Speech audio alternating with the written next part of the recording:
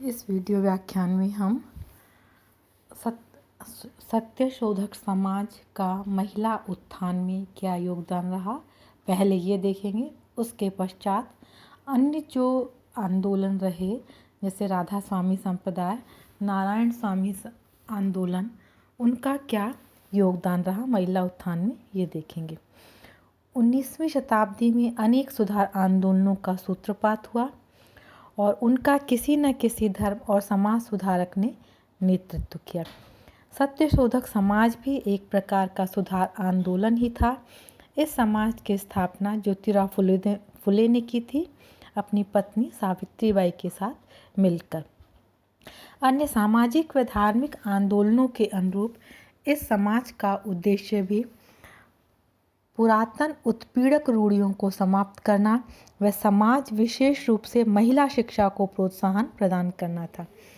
ज्योतिबा फुले ने समाज की दुखती हुई रग को पहचान लिया था और यह भली भांति परख लिया था कि देश को दो क्षेत्रों में सुधार की महती आवश्यकता है। प्रथम वे आवश्यकता जो समझते थे वे थे महिला उत्थान, द्वितीय दलितों को उनके निम्न और हेय स्थिति से ऊपर उठाना। इन दोनों आवश्यकताओं को समझने के पश्चात उन्होंने इस दिशा में कार्य करने का फैसला किया। इनमें चेतना उत्पन्न करने के लिए उनमें शिक्षा का प्रसार आवश्यक समझा उन्होंने।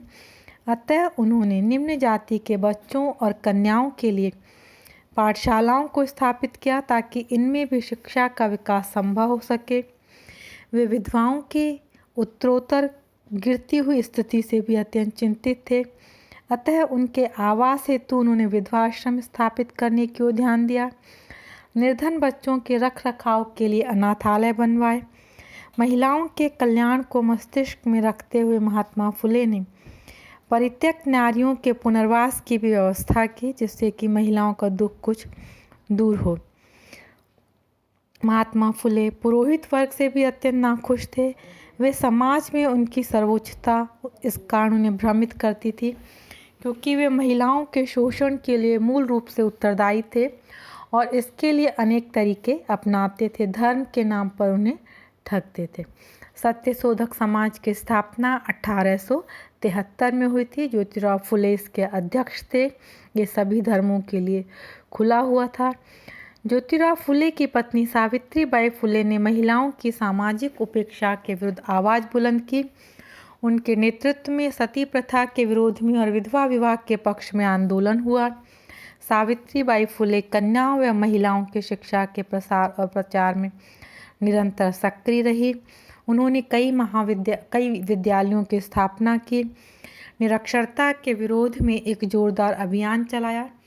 वस्तुतः इन दोनों ने, ज्योतिराव फुले और उनकी पत्नी सावित्रीबाई ने, दलितों और महिलाओं में नवीन चेतना और जागृत की। विशेषकर नारी शिक्षा में उनका योगदान अविस्मरणीय है।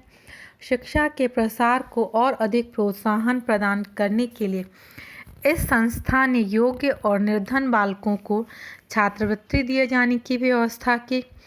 रात्रि पाठशालाओं का भी आयोजन किया। छात्र छात्राओं को निःशुल्क पुस्तकें व पुरस्कार देकर उन्हें शिक्षा ग्रहण करने के लिए प्रोत्साहित किया गया। सत्यशोधक समाज ने मजदूरों और किसानों को महाजनों के अत्याचारों से छुटकारा दिलाने का रास्ता दिलाया। मजदूरों के संगठन के निर्माण में मदद की और जब महिला मजदूर संगठनों का निर्माण हुआ तब उन्होंने उसमें महिला मजदूरों को भी सम्मिलित किया। ज्योतिबा फुले के प्रयासों के कारण महाराष्ट्र में स्त्री पुरुषों को काफ़ी चेतना उत्पन्न हुई। उनकी मृत्यु 1890 में हुई। मृत्यु के पश्चात सत्यशोधक समाज के अध्यक्ष का पद उनकी पत्नी सावित्रीबाई को दिया गया। महिला उत्थान में समाज की जिन अन्य महिलाओं ने विशेष योगदान प्रदान किया उनमें डॉक्टर कृष्णाबाई और डॉक्टर राधाबाई का नाम विशेष रूप से उल्लेखनीय है। इस समाज के प्रयासों से महिलाओं की चेतना में वृद्धि हुई। वे समाज के प्रत्येक क्षेत्र में अपनी क्षमता का प्रदर्शन करने लगी। तिलक जैसे महान नेता ने भी सत्यशोधक समाज की योगदान को स्वीकार किया है।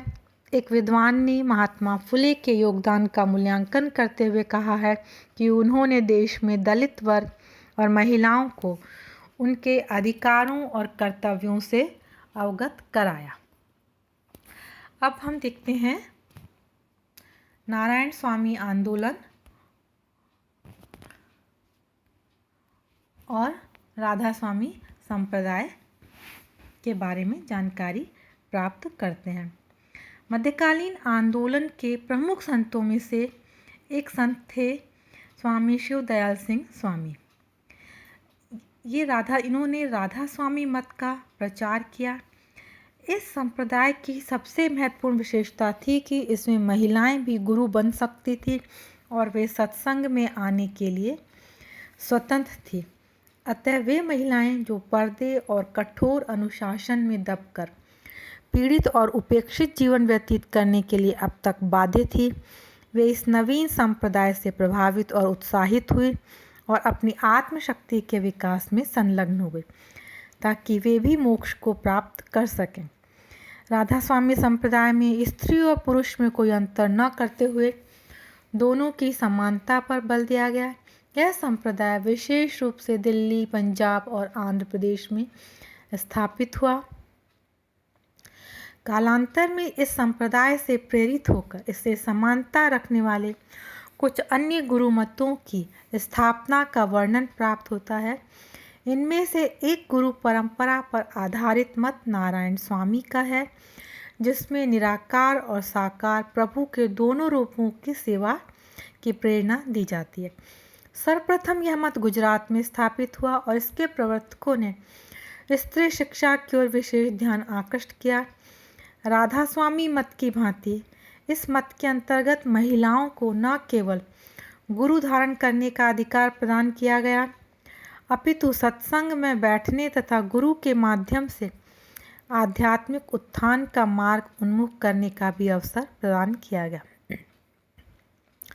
महिलाओं को भी साधना और उपासना के द्वारा अपने आत्म कल्याण का पूर्ण अधिकार प्रदान किया गया। समाज के क्षेत्र में प्रचलित बाल विवाह, बहु विवाह आदि कुरीतियों का इस समाज ने खंडन किया और विधवा महिलाओं को पुनः विवाह करने का अधिकार प्रदान किया। स्त्रियां यद्यपि गृह संचालिकाएं हैं, परंतु ज्ञानपार्जन के क्षेत्र में के पश्चात जीवन के प्रत्येक क्षेत्र में मेहनत करके धन कमाएं, इस पर इस समाज के प्रवर्तकों ने विशेष बल दिया। उनका कहना है कि भले ही गृहस्थ आश्रम का स्वरूप पितृसत्तात्मक हो, परंतु फिर भी परिवार में गृह स्वामिनी का आदर व सम्मान किया जाना चाहिए। अतः नारायण स्वामी संप्रदाय ने भी अन्य गुरु मत के प्रवर्तकों की भांति बाह्य आडंबर, कर्मकांड, अंधविश्वास, पुरोहितवाद का विरोध किया और स्त्री पुरुष समानता का मार्ग दिया। अपनी उदार मनोस्थिति के कारण स्वामी जी ने अपने समाज में उन सभी दलित स्त्री पुरुषों को स्थान प्रदान किया जिनके मोक्ष का मार्ग धर्मशास्त्रों ने बंद कर दिया। स्वामी जी धर्म सुधारक के साथ साथ समाज सुधारक भी थे। भारतीय समाज में विद्यमान कन्या शिशुवध की प्रवृत्ति पर कुठाराघात किया, सती प्रथा के निषेध के पक्षधर थे और महिलाओं को समाज में समान अधिकार प्रदान करना चाहते थे। समाज में विधवा महिलाओं के साथ किए जा रहे उत्पीड़क, कष्टदायक व अमानवीय व्यवहार की भी निंदा करते थे। इस तरह से इस संप्रदाय ने सामाजिक कुरीतियों को समाप्त करके महिलाओं को समाज में आदर व सम्मान का स्थान प्राप्त कराने में काफ़ी मदद की।